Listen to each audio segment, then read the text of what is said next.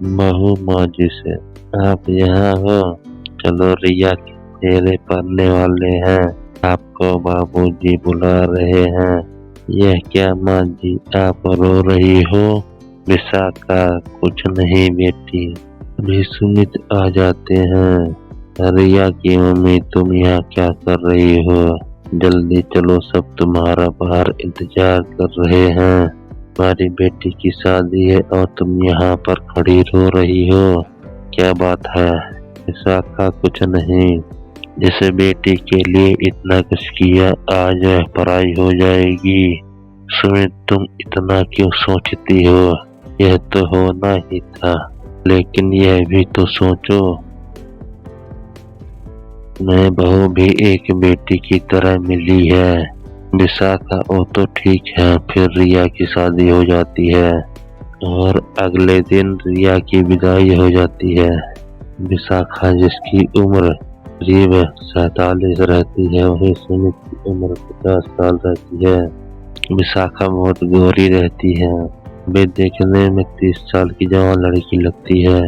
विशाखा फिर अकेले में बैठ कर रो रही थी। सुमित समझाता है, यह तो दुनिया का नियम है, बेटी तो एक दिन पराई हो जाती है।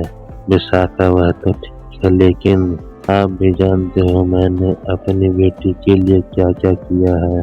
अब दोनों अपने पिछले दिनों में चले जाते हैं, जब दोनों जवान थे। रिया, पापा, आज मदर्स डे है, सारे बच्चे अपनी माँ के साथ स्कूल जाएंगे, लेकिन मेरी मम्मी नहीं है। तभी विवेक ने बोला, कोई बात नहीं बेटा, मैं हूँ ना, चलो आज स्कूल चलने की तैयारी करते हैं। दरअसल दिल्ली के एक मोहल्ले में बाप और बेटी रहते हैं, रिया जो 5 साल की है और विवेक जो 30 साल का है। यह दोनों अपने घर में खुशी से रह रहे थे। विवेक अपनी बेटी का बहुत ख्याल रखता था, वह अपनी बेटी की खुशी के लिए कुछ भी करने को तैयार था। रिया को टाइम पर खाना, कपड़े लेना, स्कूल छोड़ना और अपने काम पर जाना, यही उसकी जिंदगी थी। अपने लोगों ने उसे दोबारा शादी करने को बोला, लेकिन अपनी बेटी के लिए उसने कभी दोबारा शादी नहीं की। हाँ, तो विवेक अपने कमरे में चला गया। रिया, पापा, 1 घंटा हो गया, आप अभी तक कमरे में क्या कर रहे हो? तभी कमरे से एक औरत बाहर आई। रिया ने बोला, आंटी, आप हमारे रूम से कैसे आ रही हो? तभी घूंघट हटाकर उस औरत ने बोला, अरे बेटी, पहचान नहीं रही हो? मैं तुम्हारा पापा हूँ। तब रिया ने कहा, पापा, आप तो बहुत खूबसूरत लग रहे हो, बिल्कुल आंटी की तरह, लेकिन आपने साड़ी क्यों पहनी है? विवेक ने कहा, आपको लग रहा है मामा तुम्हारी माँ? रिया ने बोला, आप मेरी माँ लग रहे हो। विवेक ने बोला, तो हम स्कूल चले? और बेटा, स्कूल में क्या बोलोगी? रिया ने बोला, यह मेरी माँ है। विवेक ने कहा, हाँ, यही बोलना, अब स्कूल चलो। तभी जैसे ही घर से बाहर निकले, विवेक का दोस्त सुमित आ गया। सुमित ने कहा, रिया बेटी, तुम कहाँ जा रही हो? रिया, अंकल, मैं अपनी माँ के साथ स्कूल जा रही हूँ, आज मदर्स डे है। फिर सुमित ने बोला, ये नई माँ कहाँ से आ गई?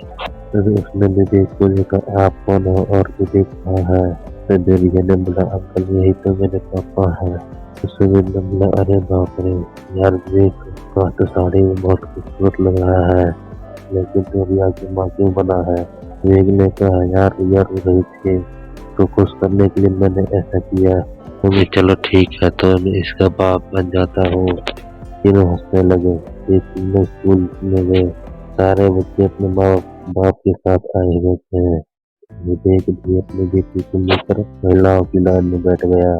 सबको लग रहा था विवेक एक औरत है, ऐसा इसलिए भी कि उसने साड़ी के साथ खूबसूरत मेकअप किया था और उसने पायल, कंगन, नथनी, बाली सब पहना था। सबको देख कर लगता था वह एक औरत है। स्टेज पर रिया को गाना गाने के लिए बुलाया गया। रिया गाना गाकर आई। कुछ देर बाद फाइनल ट्रॉफी रिया को मिला।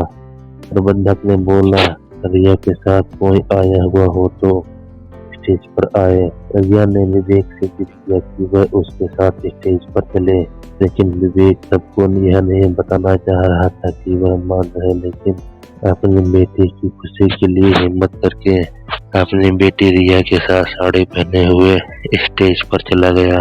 प्रबंधक ने बोला, आप कौन हो? विवेक ने बोला, मैं रिया का पापा हूँ। सभी लोग चौंक गए। अभी कुछ देर पहले जिस औरत की सब तारीफ कर रहे थे वह औरत नहीं मर्द है। फिर प्रबंधक ने बोला, आपने ऐसा क्यों किया?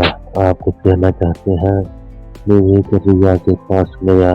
बात यह है, मेरी बेटी की माँ नहीं है। इस बार मेरी बेटी रो रही थी। जी आज मदर्स डे है। मैंने अपनी बेटी को माँ और बाप दोनों को प्यार दिया है, इसलिए मैंने ऐसा किया। तभी प्रबंधक ने बोला, आपकी बेटी पढ़ने में काफी होशियार है, लेकिन उसने कभी भी प्रोग्राम में नंबर 1 पर नहीं है, लेकिन आज जीत गई। आपकी बेटी खुश नसीब है जिसको आपके जैसा पिता मिला। उसकी माँ को क्या हुआ? विवेक ने बोला, रिया की माँ उसको जन्म देने के 3 महीने बाद मर गई। फिर एक क्लासमेट किया गया। वहाँ पर बैठे एक मंत्री ने कहा, इस स्कूल में हर 5 साल में एक बार ऐसा प्रोग्राम होता है, इसमें जीतने वाले को एक लकी ड्रॉ दिया जाता है। मैं विवेक जी आपको अपनी बेटी के लिए इतना प्यार देखकर मैं आपकी बेटी रिया को वह लकी ड्रॉ खोलने की इजाजत देता हूँ।